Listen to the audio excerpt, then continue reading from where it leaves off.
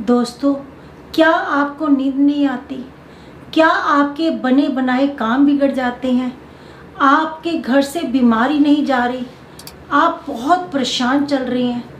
लगी लगाई नौकरी छूट गई, घर में पैसों की तंगी आ गई।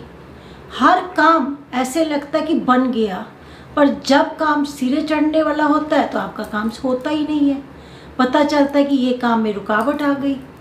हर काम बनते बनते बिगड़ जाता है। दोस्तों, आपको इतनी परेशानी है कि आपको नींद भी नहीं आ रही, आपकी रातों की नींद भी उड़ गई है। क्या आपके साथ ऐसी प्रॉब्लम्स हो रही हैं? अगर आप इतनी प्रॉब्लम्स में हैं तो इसका कारण वास्तु हो सकता है। जो आपका घर है वो वास्तु के अनुसार नहीं बना हुआ। ये छोटे छोटे टिप्स होते हैं, आज मैं आपको बताऊंगी कि संपूर्ण जो घर होता है, पूरे घर के वास्तु क्या है। मैं छोटी सी वीडियो में आपको पूरे घर की वीडियो बताऊंगी कि पूरे घर के अंदर वास्तु कैसे काम करता है। दोस्तों, सबसे पहले मैं आपको ये बताती हूँ कि देखिए, सबसे पहले हम जो खाना बनाते हैं या खाना खाते हैं, वो पूरा परिवार हमारा खाना खाता है और उस खाने से ही पूरा जीवन हमारा चलता है।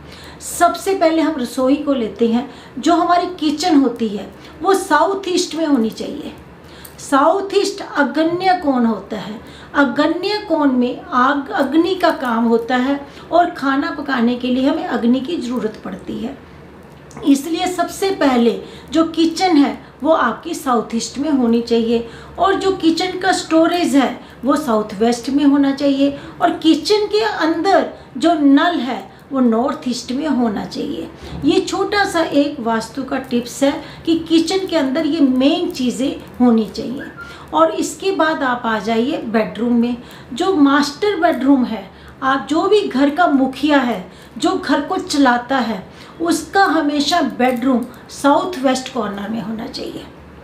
साउथ वेस्ट कॉर्नर में अगर उसका बेडरूम होगा, उसकी मान प्रतिष्ठा बढ़ेगी, मान सम्मान बढ़ेगा, घर में इनकम के सोर्स बनेंगे।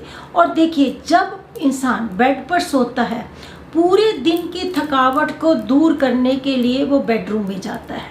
और नींद एक ऐसा हमारा चांस है जिसको हम सोकर अपनी सारी थकावट उतारते हैं। इसलिए जब हम सोते हैं तो हमारा सिर साउथ की तरफ होना चाहिए, तभी हमारे पीसफुल हमें नींद आएगी।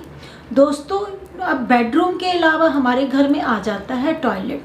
टॉयलेट कभी भी देखिए नॉर्थ ईस्ट में नहीं होना चाहिए। टॉयलेट कभी भी साउथ ईस्ट में नहीं होना चाहिए। टॉयलेट हमेशा नॉर्थ वेस्ट डायरेक्शन में होना चाहिए। टॉयलेट पूरे घर की नेगेटिव एनर्जी होता है। इस नेगेटिव एनर्जी को अगर हमने नॉर्थ ईस्ट में बना लिया तो ये हमारा वास्तु का सिर होता है। अगर नॉर्थ ईस्ट में टॉयलेट होगा तो आपका घर के अंदर जो घर का मुखिया होगा वो हर वक्त बेइज्जती महसूस करेगा और उसके सिर के ऊपर हमेशा जूते पड़ते रहेंगे। वो हमेशा खुशी से कभी भी नहीं सो पाएगा। हमेशा टॉयलेट का ध्यान रखना चाहिए। अब जब हम टॉयलेट बना लेते हैं, उसमें जो पानी है वो नॉर्थ ईस्ट में वॉश बेसिन बनाना है, और जो उसके अंदर गीज़र वगैरह बनाते हैं वो साउथ ईस्ट में बनाने हैं, अग्न्य कोण में।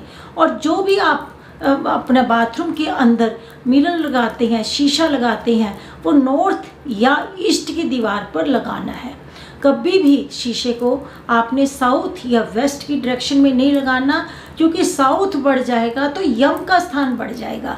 दोस्तों देखिए, अब आपने बाथरूम भी बना दिया, रसोई भी हो गई, आपका बेडरूम भी हो गया। अब मैं आपको लिविंग एरिया बताती हूँ। लिविंग एरिया हमेशा आपका नॉर्थ वेस्ट में होना चाहिए, क्योंकि जो मेहमान आया है वो मेहमान को जाना भी है।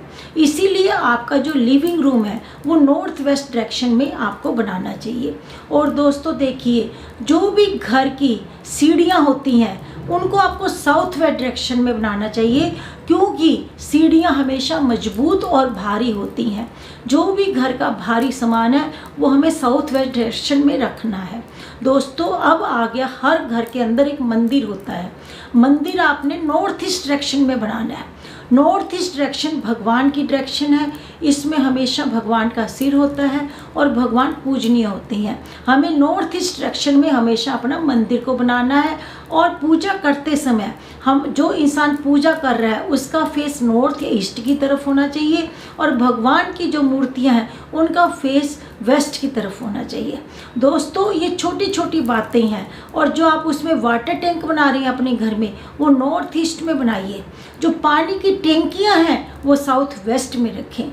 दोस्तों इतना सा भी अगर अपने घर के अंदर आप ये मेन चीज़ें ध्यान दे लेंगे तो आपके घर में कभी परेशानी नहीं आएगी और आपके घर में दिन दुगनी रात चौगनी तरक्की होती जाएगी और हर तरह का ना बनने वाले काम भी बनने लग जाएंगे। दोस्तों ये छोटी छोटी बातों को ध्यान दीजिए और अपनी ज़िंदगी को खुशियों से भरिए। दोस्तों अगर आपको भी कोई वास्तु से रिलेटेड परेशानी आ रही है तो आप मुझे व्हाट्सएप कॉल कर सकते हैं और आप मेरी अपॉइंटमेंट ले सकते हैं। आप सबको मेरा नमस्कार।